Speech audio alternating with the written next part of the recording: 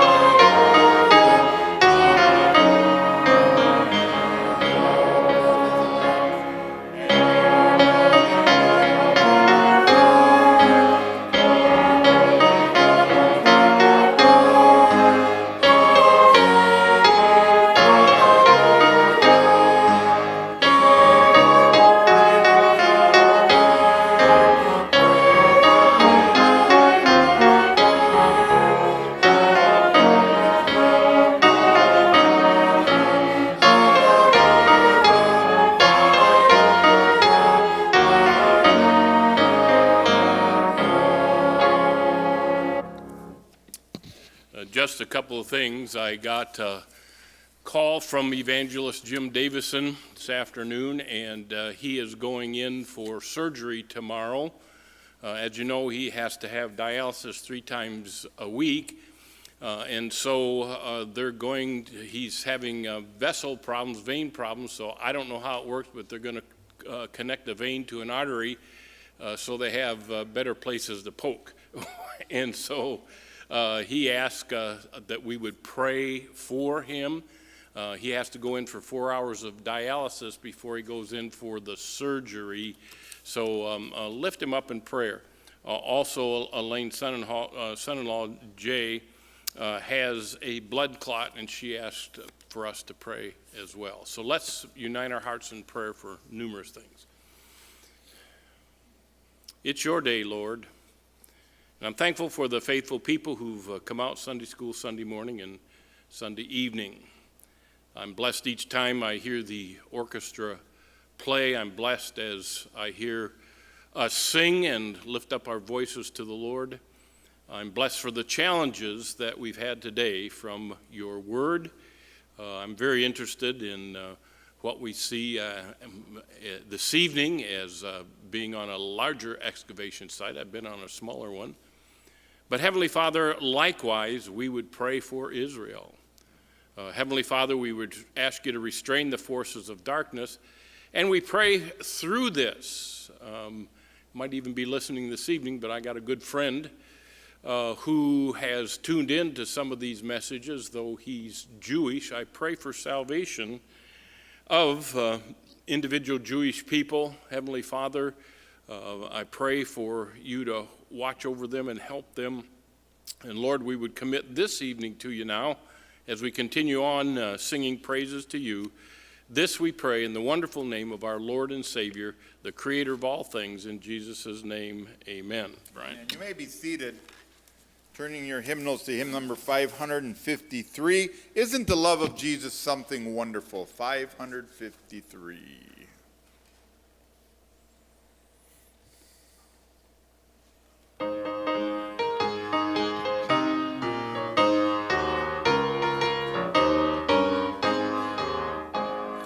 There will never be a sweeter story.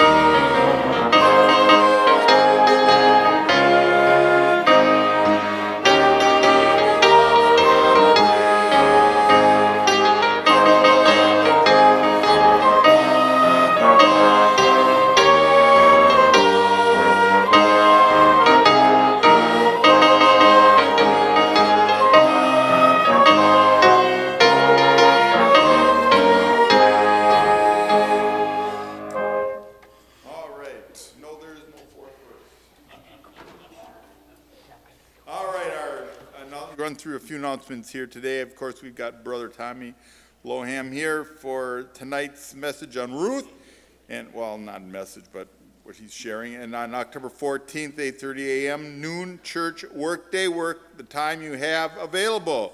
There's plenty of inside and outside work to do for fall preparation. Sign up if you're going to stay for lunch, and also if you're going to stay for lunch, sign up for something to bring.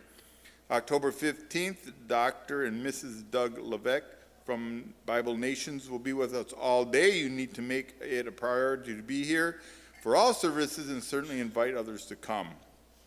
October 22nd, 12:30 p.m. Deacons meeting following the morning service. And October 24th, Ladies 3M's missionary meeting at the church. Bonnie Eck will be sharing information about the missions family, Pastor and Mrs. Josh Levesque, and they have started the church in Newborn, Michigan. All ladies are encouraged to come. On October 31st, Deacons meeting at 7 o'clock. Those are the announcements. Take your hymnals once again to hymn number 56. Will be our last hymn before our speaker comes. Hymn number 56. This is my Father's home.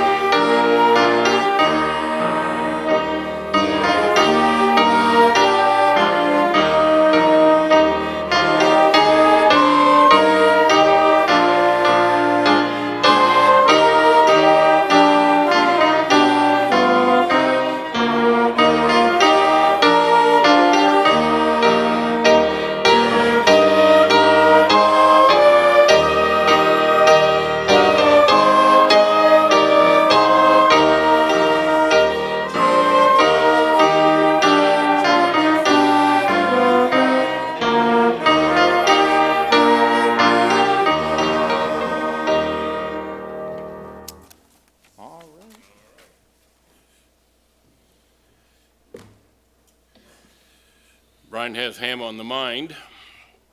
It's Tommy Lohman and no ham. All right. Thank you, orchestra. Thank you, Nancy.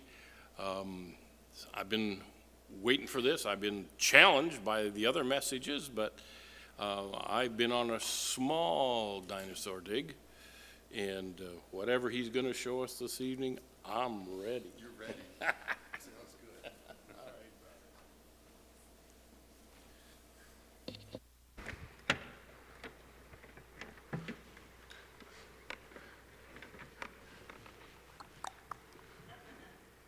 Let's get it all lined up here, get rolling. Looks good to me. I feel like being in this sight line for you all, I've spent most of my life being in the way of people because I'm big, and so I feel like I'm doing that again tonight. So hopefully you can look around me. I'll move back and forth. Now you guys in the back, we've got some open seating up here, just so you know, okay? I can see you right here, so you're safe to come forward if you need to, okay? I won't call you out again, all right? Let me just say, first of all, how much Martha and I appreciate and have enjoyed our time here this weekend. It is nice to come back to a place a second time, and those acquaintances that you made the first time, you recognize the beginning of friendships. And it's a joy to kind of come back and see smiling faces. Pastor, thank you for your love, your care, your investment, your willingness to allow us to come back and share. And so we have enjoyed our time, and thank you. As far as the dinosaurs go, they have been, as I've mentioned, a lifelong passion, and they have kind of taken different iterations in the journey. But I would tell you, as I have been saying all along, dinosaurs are one of the great examples of God's creative handiwork. And while we don't enjoy seeing them as man once did, we can enjoy seeing the skeletons, the bones, and recognizing the beauty that was inevitably there in the past. But as we engage with the dinosaurs today, we're digging up fossils, we're digging up bones. And so that's so much of what we're doing here tonight, is to remind you of the flood. And as I talked this morning, they're much like looking into a mirror as we remind ourselves that the buried fossils that we see, and the rocks really, even in many respects, are also just evidences of God's judgment. But it's also a reminder in that He's provided mercy for us through the work of His Son on the cross. And so there is that grace and that provision that we have that's so beautiful. We're going to be looking at Ruth. Let me just start right off the bat. We don't know if this skeleton's a boy or a girl, okay? You can't tell that from the bones. I've seen a couple of papers where they think they might have a sense of that within the tyrannosaurs with respect to how their femurs are hollow, but I'm really suspicious of that. Ruth was named after the gentleman that discovered her first. He named her after his wife. And so she is not a new species, but she is a new individual skeleton, and so we just call her Ruth, right? And so that's who she is. We will not be going through the book of Ruth tonight, Pastor, okay? Is that okay? I'm sorry, but I found nothing related to paleontology in the book of Ruth. So we're going to pass on. In general, this isn't a museum. You just see what Ruth would have looked like fully completed, and it is our goal to take our Ruth and get her doing this very thing right here. It will probably take a few years, but this is our objective here. This is an artistic idea of what she may have looked like with skin on. One question you may have is, how do we know what kind of skin she had? Edmontosaurs in particular, which are the duck-billed dinosaurs, actually for a unique way had a fairly high preservation of skin, not so much the skin, but more the skin impressions. Now there are examples of fossilized skin as well. And so we can see that reptilian pattern, that interlocking skin that you would think of more lizards and reptiles. And so she would have had something like that. There's a skeleton called Leonardo, who's internal organs were actually fossilized. And so they were able actually to do scans of that. So it's intriguing even amongst the fossils and what information you don't have. It's amazing what all you can extract in the process. An Ammontosaur, the duck-billed dinosaurs, is part of what a general category called a hadrosaur. You may be familiar with the Parasaurolophus with the crest in the bottom left. Those are the various other types. Now, I put on the back table some information regarding the created kinds. And so the hadrosaur would represent a created kind. That during the creation week, God would have created a male-female hadrosaur kind. And genetically within that pair, they would have had the capacity to diversify genetically. And what we see, and again, I want to drive you back to that if you haven't already taken a moment to look at that, what we see is a unique expression, genetic expression with different types of crests, from no crest to large crest, that we see within that one created kind. This is a picture of an Ammontosaur jaw. We do have Ruth's jaw, and I'll show you that in just a moment. But this is, I wanted to in particular show you the tooth battery right here. The Ammontosaur has teeth that were functioned as just one solid field of teeth, hundreds of teeth. And so what they would do is they would continually grow and produce new teeth. And what we find quite a bit of, have you got some sheds here? I would encourage you at some point here is, what we find is the tooth penetrates through the gum line. That top tooth works as a slicing mechanism to chew vegetation. And as that top tooth is rubbing against vegetation, it flattens it out. And so we'll find occasionally teeth that are complete, but most of our teeth are worn down halfway, and they've got a very pronounced flat ridge on them. But as you can see, those are many teeth right there. That's not just one tooth. Now, as we begin to move towards Ruth herself and just begin to understand the landscape of eastern Montana here, this is our expert drone photographer here. And so this is the lay of the land. And what we're looking at is what's called Badlands formations. It's part of a geological process called an anticline, which sediment has been erupted up, still underwater. Water would have created the erosional plains in the valleys. Now, if you'll notice in the more of the upper left-hand corner in the hills, I may have mentioned this yesterday, you see a little white spot. That's a tarp over a triceratops. And the curiosity of people with drones flew this in here, and this is a close-up. You're not going to get any detail, but I wanted you to get a sense of the terrain and what we're seeing in the ground here.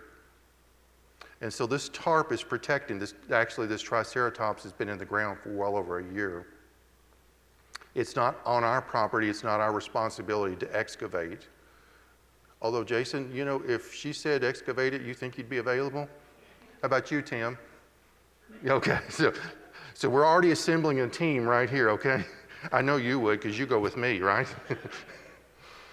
Now, what we did with Ruth is I wanted to be sure that as we excavated the bones, that we had a bone list.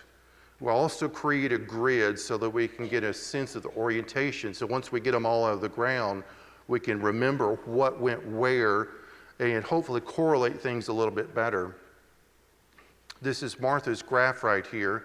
I realize with her pencil work, it may not be easy to tell the detail, but I wanted you just to see it, to understand the general distribution of the animal. You're going to see a tail section more towards the lower half. There's a section of 14 tail vertebrae. In the upper middle of the picture, you're going to see a section of ribs.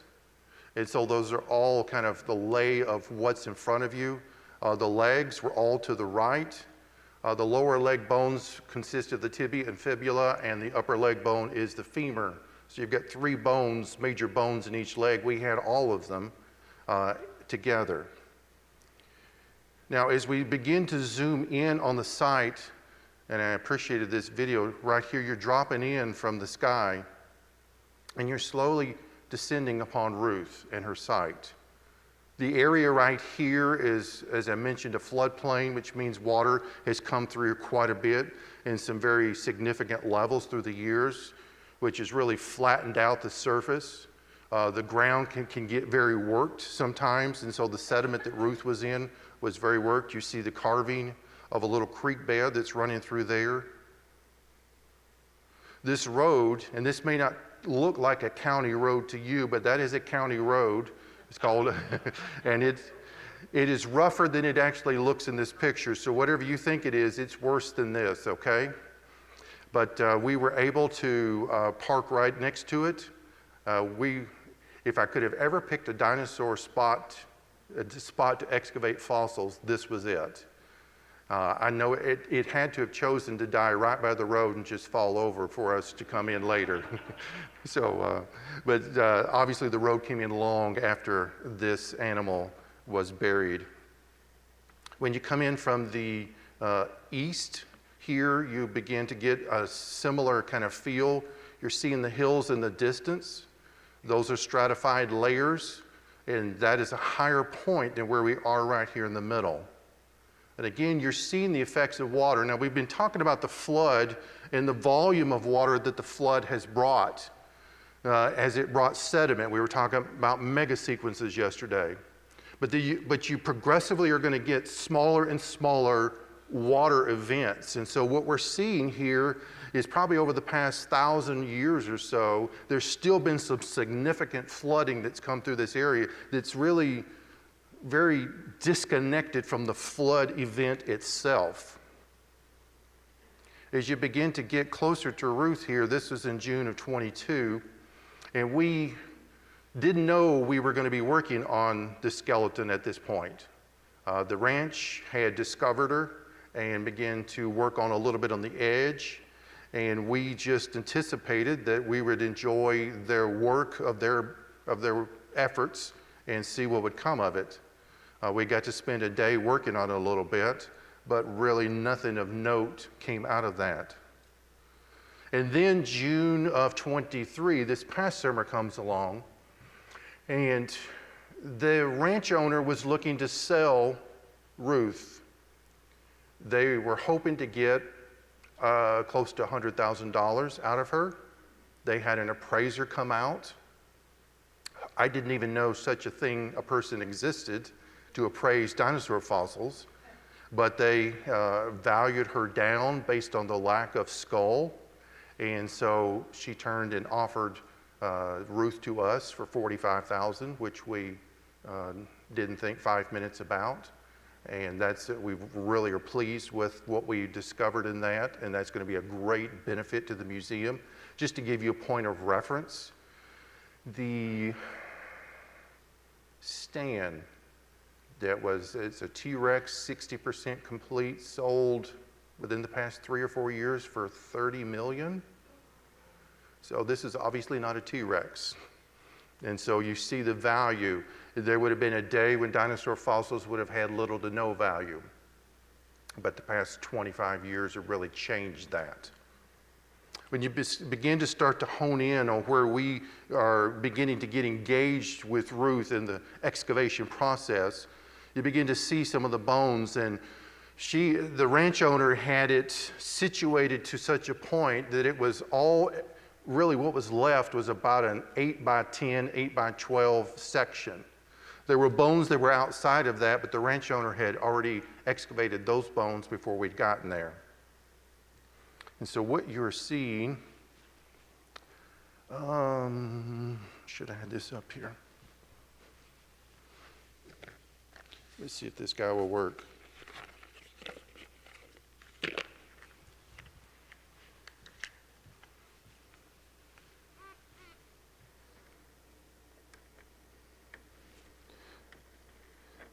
What I want to do is just point out a few things.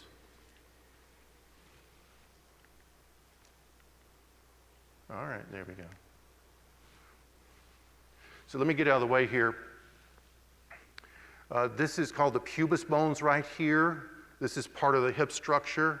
The hips are 3 pairs of bones. Here on the right is the overall section that I mentioned. This is the tail section right down here. These are the legs up here, the rib cage is up here, the sacrum, which is part of the hips as well, is here. And then there are a variety of other bones. The neck was here. The skull was actually what was found of the skull was up in the upper left-hand corner. And so as we begin to kind of walk through this, this is one of our grandsons. They came up this summer. And begin to just get a little bit of a closer. These are the legs. These are actually the first 2 bones we pulled out of this section right here.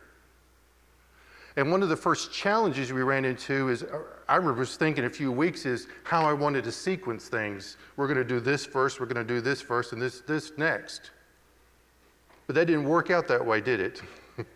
And so as we get in, because where they were so jumbled on top of one another, you would get in and think, okay, I'm just going to pull this off the top, and then you realize something else is tied into it in an awkward way, and so you had to do something entirely different. And so it really was just solving the problem of a puzzle in the process. Now, fortunately, the sediment was fairly fine and sandy. This is just on the edge right here, so we got these little clay balls mixed in, but most of it was sand. We could literally just excavate it almost with a brush at times. We used screwdrivers, and so it was not difficult to work through, but you see that this type of sediment is indicative of water having moved through here quite a bit through the years, because as water works the ground, it gets the sediment particles smaller and smaller. And it even got me thinking, how do you keep a skeleton so articulated and together when so much water has been moving it around and pressing it apart? Because it's finding, we have like 65% of this skeleton, finding that much of a skeleton is rare. And so what's going on here? I would say we don't have a particular, we're sure this would happen, but to me, logically, what's going to keep any skeleton together is soft tissue. Ligaments, tendons, muscles, and even skin. Now, none of those are present here.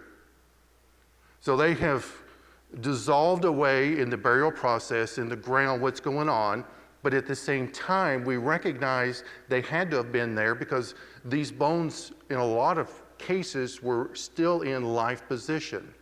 And so we're just kind of processing. We even have got this skin with a question mark. We've got a layer probably 1/8 of an inch thick. It looks like a sediment layer, but it's got us wondering if it could have been the skin at the bottom that actually just dropped and completely decayed, and there's just some minimal remnants that's there. And so I don't know that we'll ever answer this question, but it does kind of, it's part of what paleontologists do, is they love to ask questions and pretend that they have good answers, and sometimes they do, sometimes they don't. Now, one of the first things we did, as I mentioned, is we're talking about creating a grid. And so Martha was key in that process of going through and laying out a grid. We started stringing strings at 1 meter squares so that we could map out from above what a drawn picture of what the skeleton would have looked like. We're also beginning to stabilize the bone in the field. These bones are, while they may be in decent shape, we're still fractured and broken for the most part. And so we're going on with field preps, glues, stabilizers, various types of material to help keep everything in place as it currently is so that we can excavate it better. And you can just get a sense of what we're doing here as we begin this process. Come on. This is the tail. This is my favorite part of Ruth. This is, it's each vertebra, that's a tail vertebra. Each one is a tail vertebra. All the way through. See all the shapes. These bones down here are called chevrons. They're separate bones. And there's a bone that's stuck up of all of them called the spinous process. And these little bumps right here are the transverse process. And so once we got it into the lab, it was really enjoyable to begin to clean and prep and understand what was going on better. This is our first day of digging, and everybody was excited, which meant everybody came. So it made a full house. In fact, this is our museum director, Robert Kanan, and this is his son, Alden. They came out and spent the day with us, and it was good to have everybody together. We even were so noteworthy, there was a film crew putting together a creationist documentary, and they came out and shot some footage here for it at the property as well. Now, this is a tibia and a fibula. This was the first things that came out, and we're beginning to, with the fossil, particularly when you have a big bone, what we're trying to do is we're trying to go down and around with the sediments. You want to expose the bone as completely as possible, but you want to leave sediment underneath it until you're ready to put a jacket around it and roll it out. But because this is so big, we had to create little pedestals because we wanted openings underneath so we could wrap plaster around that if necessary. And so Jason's here is beginning that process, and you'll see where we've got 1, 2, 3 pedestals, and this is completely open all the way through. This is a top shot, and as you can see, these are both the lower leg bones, and they're still together. As you begin to work through this process, we now take aluminum foil. And aluminum foil helps give us that first protective layer, begins to help hold things together, but we're going to chase that with some burlap and plaster. And so once it's completely covered in foil, Joshua and Jason begin to lay strips, and we just had loads of burlap bags that we started cutting up and dipping them in plaster. And at times, we got a little bit out of hand with plaster as we enjoyed plastering one another a little bit at times. You'd have had to have been there. You would have loved it if you'd have been there. Then we start dropping the plaster on, creating a jacket around it.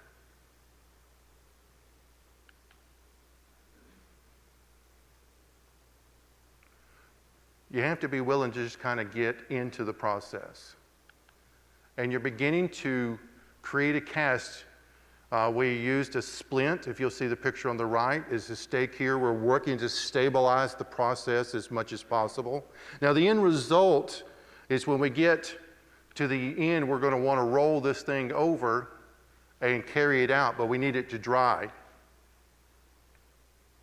And once it was dried and we took it back, now you're seeing in the picture, well, both pictures for that matter, that surface is the surface that was down in the ground. So we roll the jacket over, and now the bone's exposed. We take the dirt, and they worked several hours cleaning this up. Now this is not a finished product. If you'll notice the picture here on the left, all the cracks that we have, they're dark because some glue has been put in there, some stabilizer to help just kind of make sure nothing comes loose. And then they cover it with a product called PVA, polyvinyl acetate, and that helps provide a plastic coating over it. Because we didn't have time to really start prepping the bones for full display, but we wanted to try to get some of them out on display as soon as we could. So we're taking them out in these plaster jackets. This is me working on a sacrum, and I'm working the same process. You see the pedestal here, a pedestal here, and this is open as we're wrapping this strip of foil and plaster all the way through. This is one of our videos. We're going to flip this one. I made sure everybody was kosher here as we were talking. Oh, no, you can catch the top.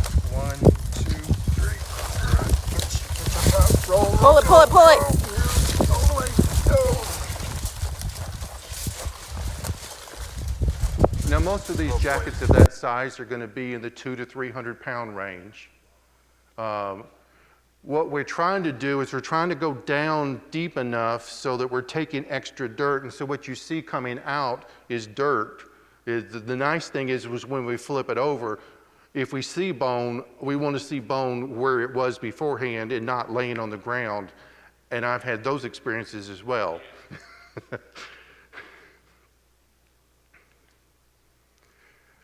This is me working on the tail. That's Martha to the right.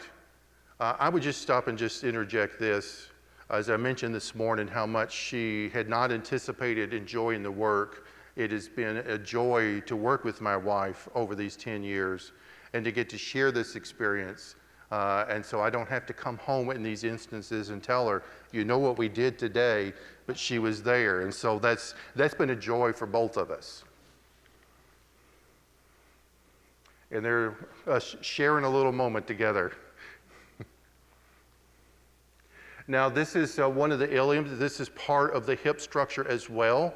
We've already created the plaster jacket around it. You see the straps underneath and we're rolling it across. And this one was just big enough for me to handle and carry it out. And then when we get it back to the lab, we're doing the same thing. These two young men, Aaron and Kyle, worked on cleaning it up and getting the PVA on the surface so we could get it out on temporary display. Now, as we have been working through the bones, it was interesting right off the bat. First of all, the man that named the dinosaur after his wife was looking for, he does testing of red blood cells in bones, collagen, things of that nature. And this is one of the arguments for creationists, that dinosaurs are not 65 million years old, but they work in light of the flood. It's what has been found on numerous occasions are stretchy blood vessels and red blood cells and collagen and bone cells, not in fossilized form, but actually still stretchy and movable. And it defies logic that exists for a few thousand years, let alone 65 million years.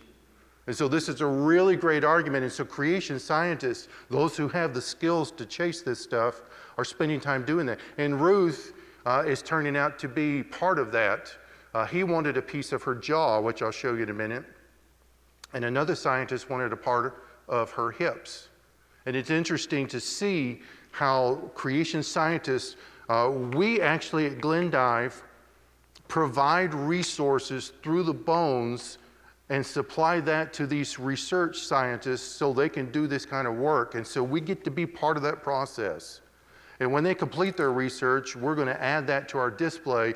And so when you look at a skeleton, you're also going to see here at the jaw, this was done, this was found out. Here at the hips, this was done, this was found out.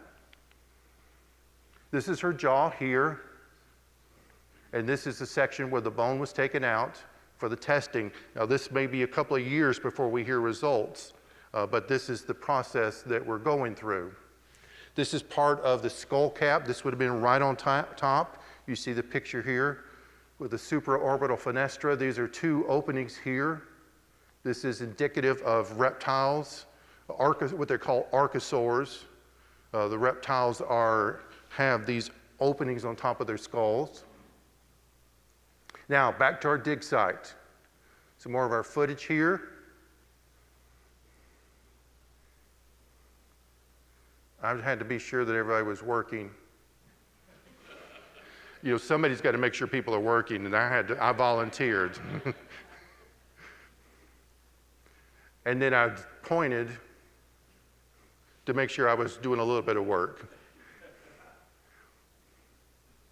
But it is interesting, and I know Tim and I have talked a lot about this with respect to the layers and beginning to see the geology of the earth and begin to ponder what's going on in the ground and begin to think, what has the Lord done? What will He provide us? How can these fossils, these discoveries provide opportunities such as tonight or other moments to provide encouragement for Christians? But you get a real general sense. Just a couple of things. One, the fence, you see the fence around it? That is not to keep people in. That's not to keep people out. It's to keep the cows out. Cows are curious little creatures, and they walk over everything, and they will go anywhere.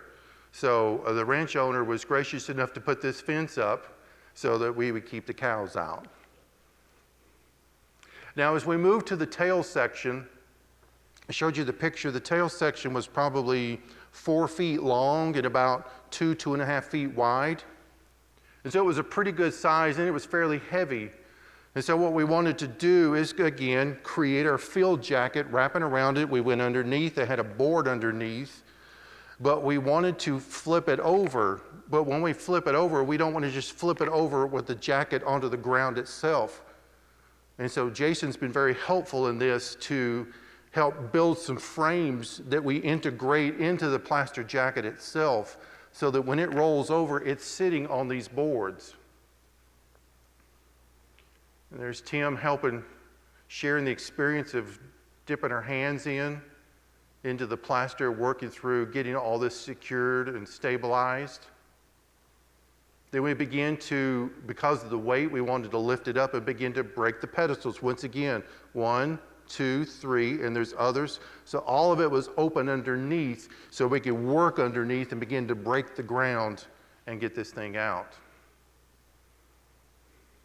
Here's Jason's giving us a visual of how it's going to go. And then here's how it goes.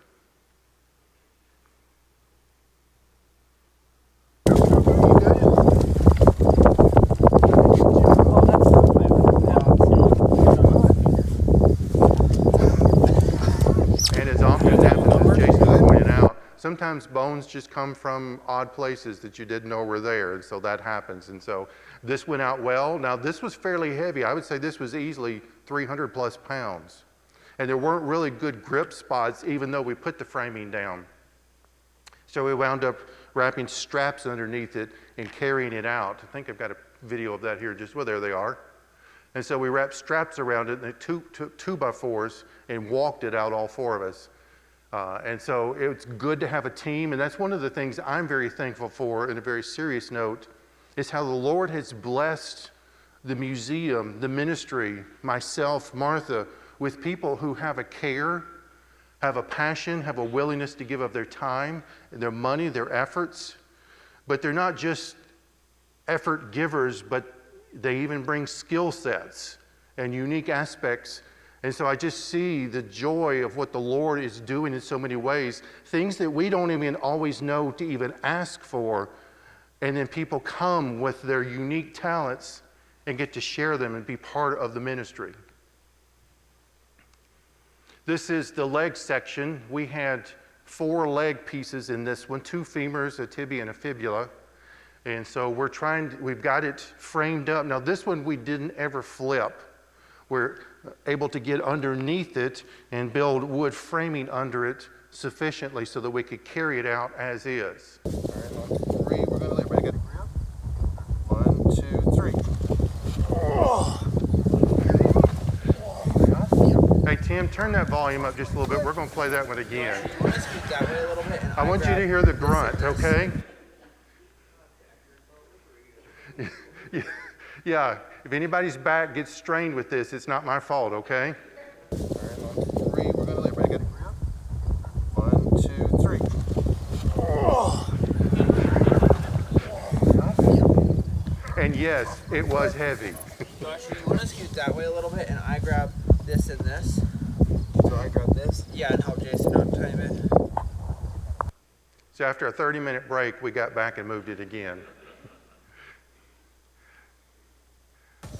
This is us getting it loaded in the truck. Wood here, on 3. 1, 2, 3. You got that, Tim?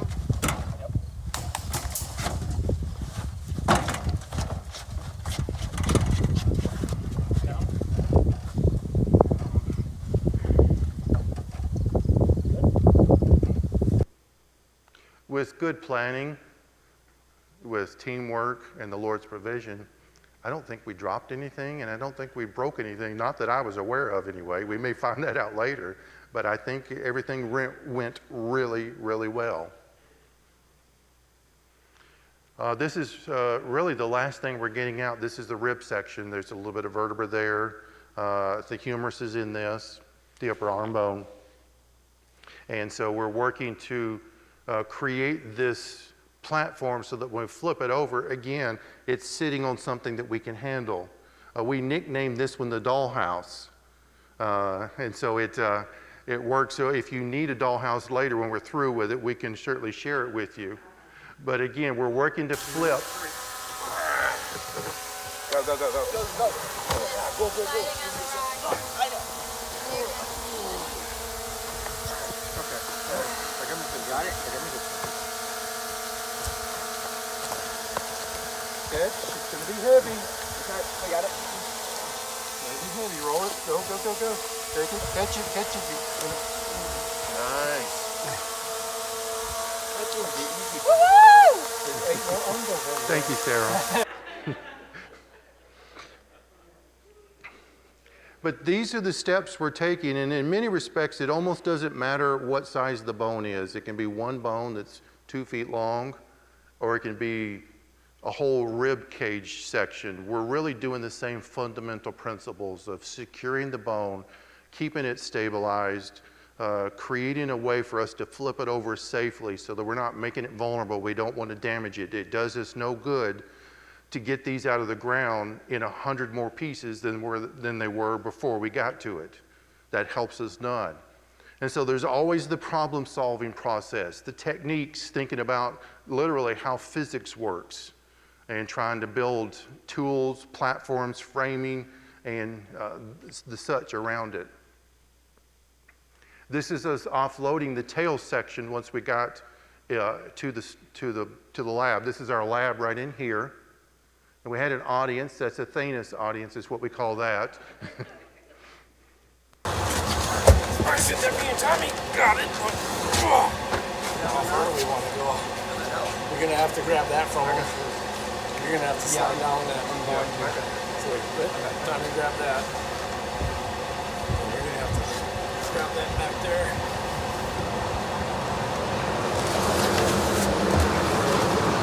Go off the truck.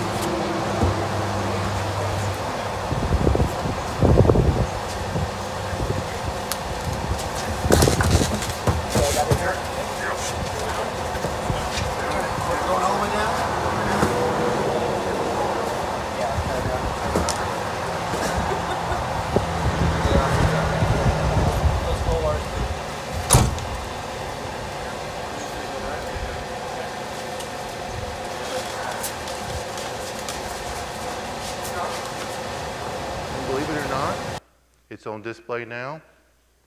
And what you're seeing with the dirt is what was down below. Flipped over like that. When we started to clean the dirt out, we found, was it 7 more bones, I think it was? Bones we didn't even know that were there. And so that was a fun surprise. But again, once you get this thing cleaned up, you're reminded of detail and complexity. It's the thing I tell people repeatedly.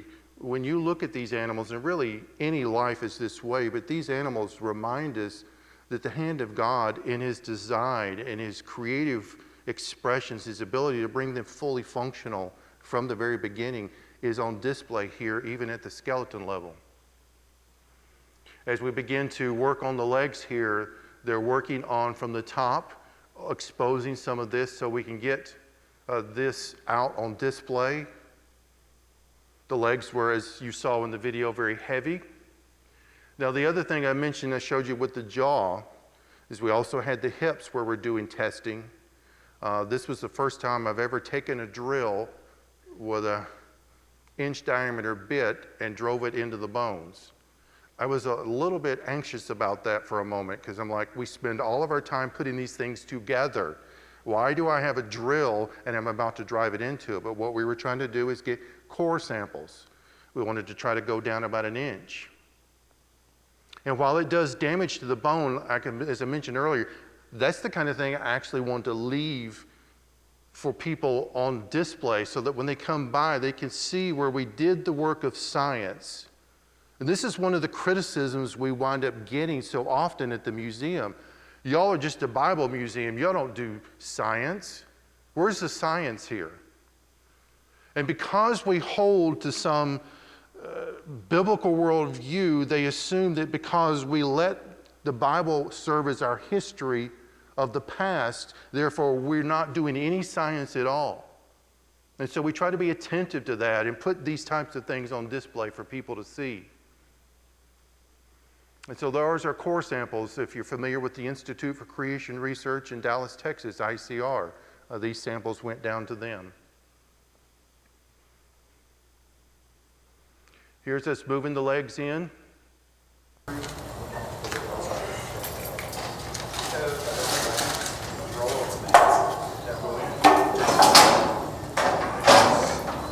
Robert, can you get those planks out of the floor? Okay. And I am up. Jason, you good? Yep, I'm good. Got a mound in front of you. Walk your feet nice and slow. Rotate a little bit. Good. Just go in here. Everybody down. Slowly, gently. Watch your fingers, toes. Good.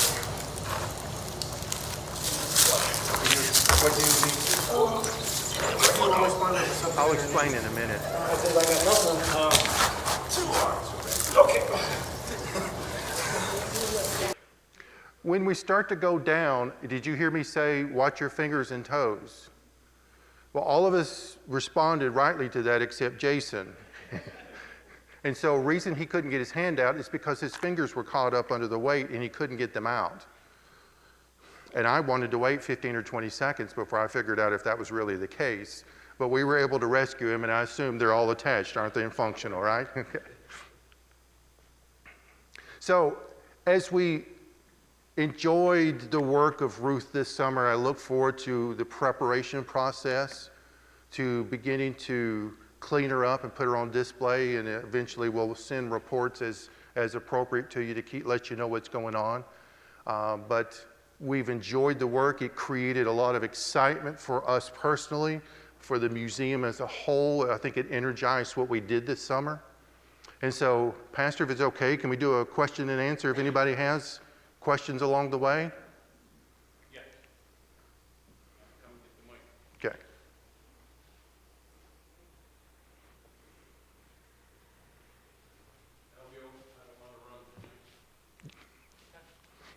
You got a runner? Yeah. Oh, Mason's running. All right, Mason. There you go, bud. Any questions? Peter?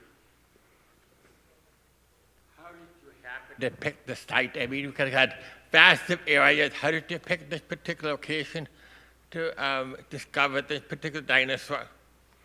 Well, we don't pick the location. We find them where they are. Now, in a large sense, as we talked yesterday, the western part of the United States has got a lot of sedimentary layers and erosional runoff. We talked about the mountains rising and the valleys sinking, and that creates water runoff. And so we're in an area where that occurred, and in that, with what we also have as an anticline, the layers of dinosaurs were brought to the surface and the sediment was stripped away. So we've got a unique little pocket, but there are lots of unique pockets. Oh, so there, in that general location, there's a lot of them. So there's a lot of them up there, yes. Okay. But the rancher spotted that one, and how many acres on the ranch? The ranch has got several thousand acres. They spend time out on their property looking for fossils. So how long did it take you to actually, by the time you make you dig to get all these bones, so that they you got pretty much what you could find in that particular location? She found it in spring of 22. She worked on it some that fall, excavating 20 bones. We came back the next summer and spent about 8 days to finish excavating it. Oh, okay. I was just curious because I know sometimes they do archaeological studies, they take forever. Oh yeah, well if it had been, as an example, if it had been a lot of rock we'd have been dealing with, we'd have spent a lot more time. If it had been at a higher elevation, that'd have been a big deal. But this was literally where the road was, it's 20 feet off the road, and the ground, you could almost just do it with a brush. It was very fine. It was really an incredible sight.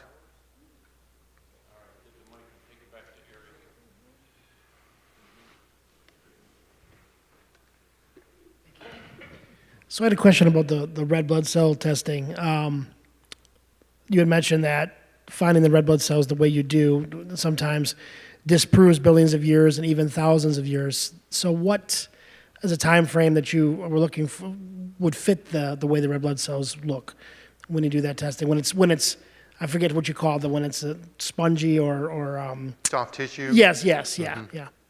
What? You can't just simply run a scientific test and say, here's time. Right.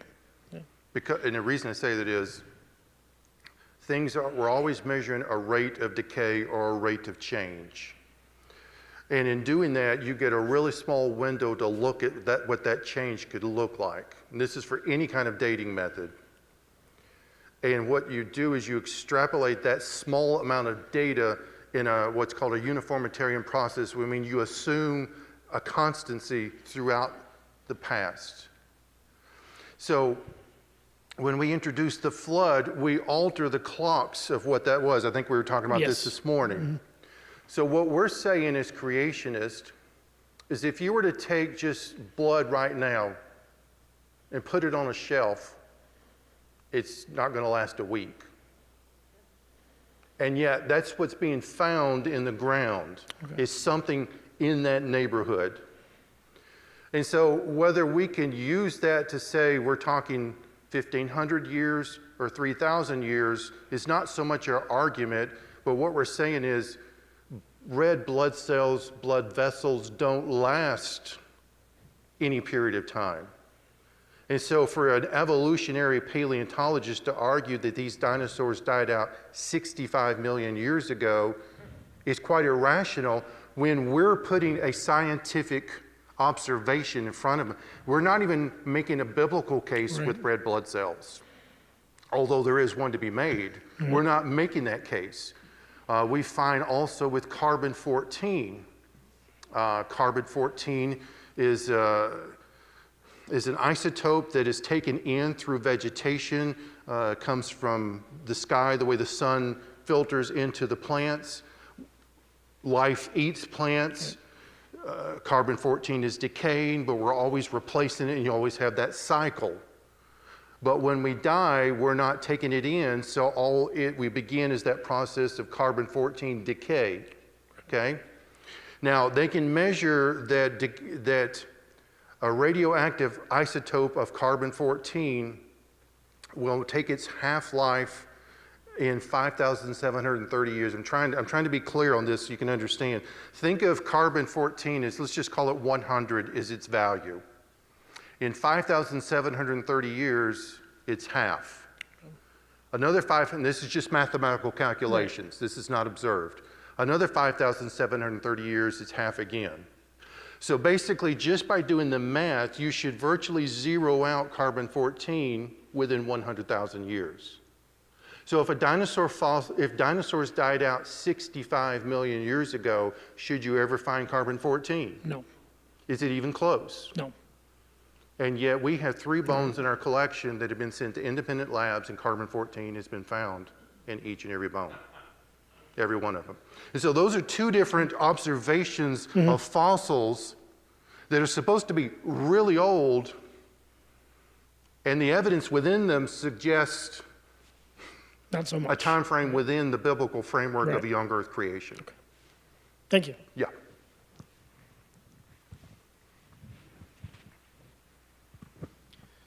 So you dug the site, you removed the bones. At what point do you pull up the stakes from the fence and say this site is clear and done? Is there a process? Literally. Is there a process that you go back and go through just to make sure there was nothing under a foot down, or how do you do that? As kind of the conclusion of why we were there, I know, Martha, you spent a lot of time just digging down and going through. You're trying to look for evidence that would suggest, should I go further? When you think about how the site was oriented, while it was fairly compact, it was 2 feet deep, and so but its bottom was fairly clear all across. So we had bones over here, and then the pile of bones were here, but generally the bottom was on a flat plane. So there was nothing to suggest, let's go deeper. Now, it doesn't mean that next summer we won't drive down the road and walk over there and just say, let's just spend 30 minutes poking in the ground. And then Martha will say, why? I did that already. Am I close? Yes, that's another thing is when you're looking for fossils, there's a general 3-foot rule. So you go to the outer perimeter of the skeleton and then you go 3 feet further out. And if you're not finding anything, then you kind of just say, all right, we're done. Will you actually put those bones on display, or will you cast it and put the cast on display? I know this is years in the future. Yeah, we don't currently have anybody in-house that can cast them. What would be nice is if we could cast a skeleton and in turn sell it to other museums. Our goal is with the original bones that we currently have is to prep them in such a way to get them standing up.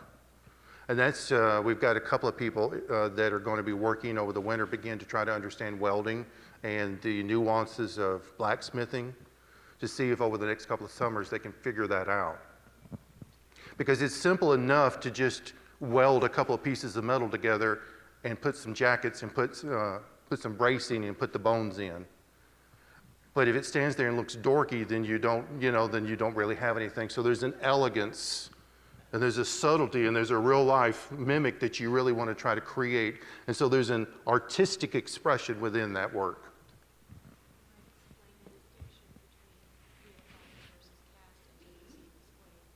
Yeah, that's a good point. Martha was pointing out, when you go into a museum and you're looking at a skeleton, how can you tell if it's real bone or if it's cast?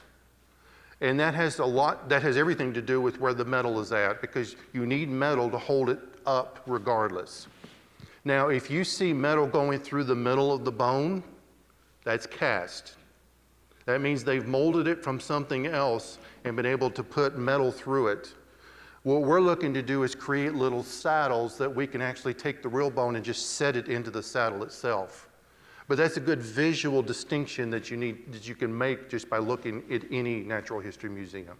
And I would say most of probably what they have, you're probably going to have 50-50 of real versus cast regardless. Any other questions?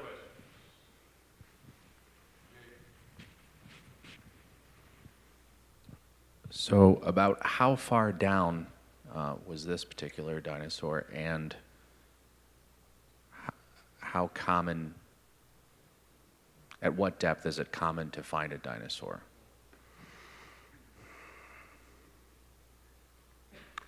I showed you a diagram yesterday where if you've got a valley and each hill on left and right has matching horizontal layers, what we can recognize is that at one point this valley was filled in with the same sediment as the hills on either side, but this spot got washed out. And so it's not so much that we're walking across the top of the ground and trying to go down to get bone, but we're actually trying to get down where there's been cuts and washes and look into the side of the hill. So to answer your question, literally, bones could be anywhere from 5, 10, 15, 20 feet down, but we're not coming from the top down to find them. We're looking for them to be exposed in the side of the hill, sticking out, something like that. Ruth, because she was in a floodplain, there wasn't much sediment on top of her. And she was actually in a little wash spot as well, which is why they found her in the first place. I think they started with the jaws, a couple of pieces on the edge, and went from there. When I was doing the dinosaur dig with you, they'd actually removed a lot. We were on the side, just like you said, but you'd removed a lot of the stuff so that we could get down to where the bones were. Exactly. I don't know how much moved, but there was quite a bit moved so that we could get to the layer where it was at. On your site. Yeah, our site that we work on quite a bit, the bones are actually 10 feet down roughly from the layer, the flat at the top. And so the bone layers down here, we're always pushing this top back. And so actually Jason came up this summer with an excavator and actually pulled a lot of that sediment back for us. So it's fairly shallow then? Yes. not like one would think when looking at a geological column that it's hundreds of feet down and, Now, and when you that. think about, but that's an interesting question though, or an interesting thought is, with the anticline geologically, we're talking about layers. We've been talking about the sequences. Yeah, okay. So you got layers, and geology recognizes layers are first laid down in a horizontal fashion. Excuse me. But because of the anticline, it brought those layers up. And then the top layers were exposed and ripped away, and our bone layer became exposed. Excuse me. But if you go east or west, the layers dip back down under the ground. And so they might be several hundred feet. If you go 20 miles to the east or 20 miles to the west, they might be 500 feet deep. Okay. But we're not going to ever go look for bones in those environments. What we need is exposure, and that's why I was mentioning yesterday the importance of erosion, how it exposes the ground. Even when we come up each winter, or from over the winter, come up each spring, we're hoping that it's rained a lot so that it might wash a little more sediment away. You might show us something new that we hadn't seen before. Very interesting. Thank you. Mm-hmm. Anybody else? Okay, Grandma.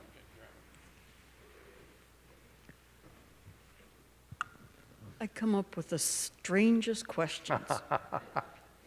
But in my thoughts, you say in the area there are a lot of dinosaurs that you're finding or could be there. Mm-hmm. Don't you expect maybe you could find Ralph? Ralph? Yeah, I mean, Ruth needs a Ralph. Oh, I was trying to process Ralph. Well, yeah.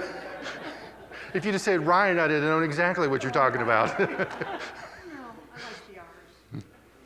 What's interesting about this duck-billed dinosaur, there's at least 2 other spots in the United States where they're called bone beds, where there is dozens and dozens of skeletons, all kind of mixed together and spread out. And so as we look at the ground where we're at, it's very flat, and Ruth is not super deep. And so maybe it's just the inquisitive mind, but we're like, where there's one, there's got to be more. And about 150 yards on the backside of this particular section of the floodplain, bone is eroding out on that side. So I'm sure there are dozens of skeletons in the ground. I'm sure Ralph and Ryan and Rich are all there. Take it over to Brian Mason. What's the most, is T-Rex like the jackpot of all jackpots? Yes. And why? I think it's something with those 6 to 8 inch long teeth that has probably got a lot to do with it. He's been popularized in pop culture, movies. Basically one of the biggest meat-eating dinosaurs that's ever lived. Big, huge, thick skull, big, huge, thick body. He's been well studied, and so it's really a supply and demand kind of thing. There are probably no more than 50 to 60 relatively decent skeletons in the world. A skull alone would go for several $1 million. Wow. Meaning if we found a reasonably complete T-Rex skull, I mean, literally, you could get that kind of money for it. Would you be able to find one in that same area you found Ruth? Yes. Cool. But think about this. When you go out in the wild today and you've got this predator-prey ratio, how many predators can you have and how many prey do you have?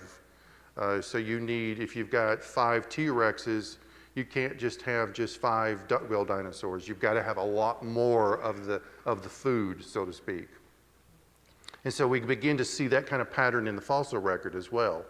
So you're going to find a lot more of herd animals and a very small number of T-Rexes, as an example.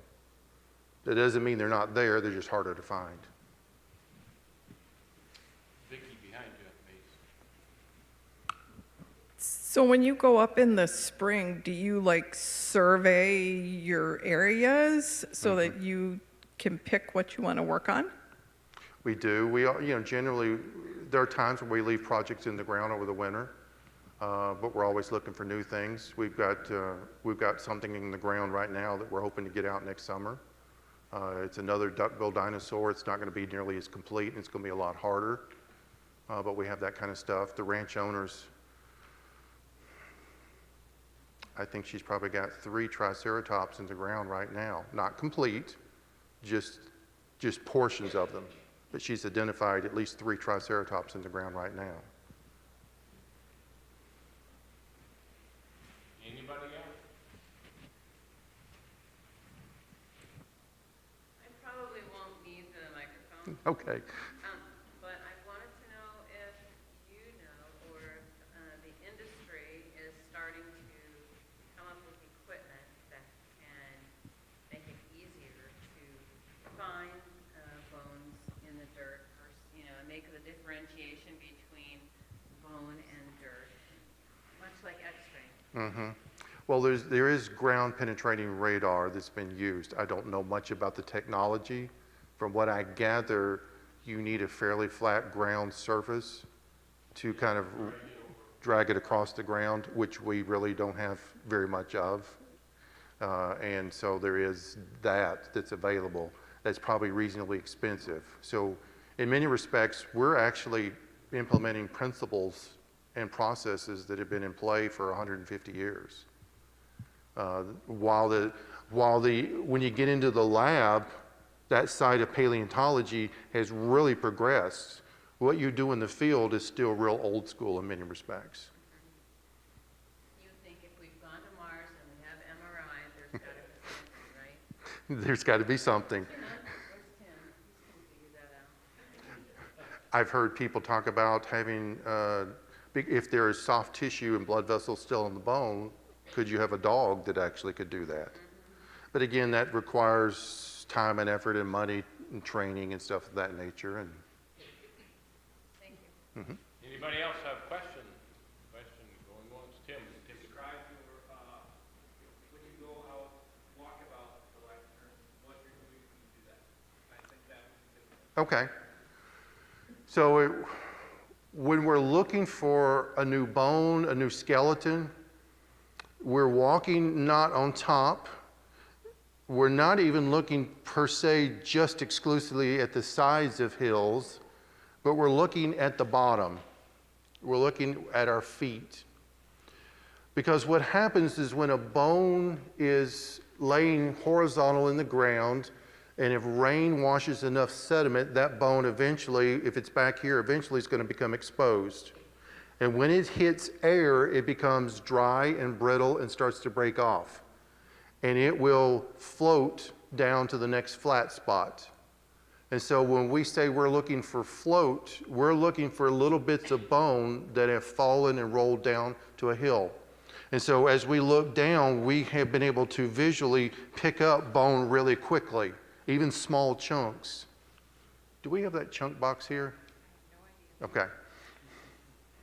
And so we look through that, and so as we see a little bit of bone, we in turn trace back up the hill, and sometimes we'll find an exposure. In fact, where you were at, that's exactly how we did that. We've been working at that 6 years now.